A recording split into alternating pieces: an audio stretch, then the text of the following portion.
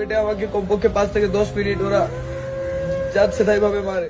ঢাকা বিশ্ববিদ্যালয়ের এক শিক্ষার্থীকে 7 মার্চ নিয়ে ফেসবুকে পোস্ট করার জেরে মারধরের অভিযোগ উঠেছে। 9 মার্চ সোমবার সাংবাদিক নওশাদ জামিল তার ফেসবুক পোস্টে জানান, রাহিদ খান পাভেল নামের ওই শিক্ষার্থী ঢাকা বিশ্ববিদ্যালয়ের দর্শন বিভাগের 2020 থেকে 21 শিক্ষাবর্ষের ছাত্র।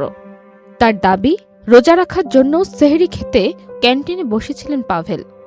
সেখান থেকে কয়েকজন তাকে টেনে হিচড়ে বাইরে নিয়ে গিয়ে কিলঘুষি ও মারধর করে গুরুতর আহত করে। এটা আমাকে কমপক্ষে 5 থেকে 10 মিনিট ওরা যাচ্ছে তাই ভাবে মারে।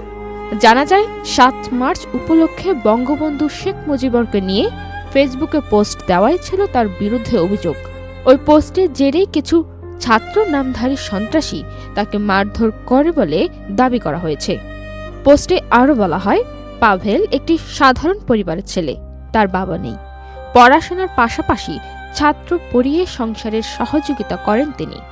ঘটনার নিন্দা জানিয়ে সাংবাদিক নওশাদ জামিল বলেন, রাজনৈতিক মতভেদ থাকতেই পারে, কিন্তু মত প্রকাশের কারণে কাউকে মারধর করা কোনো সভ্য সমাজে গ্রহণযোগ্য নয়।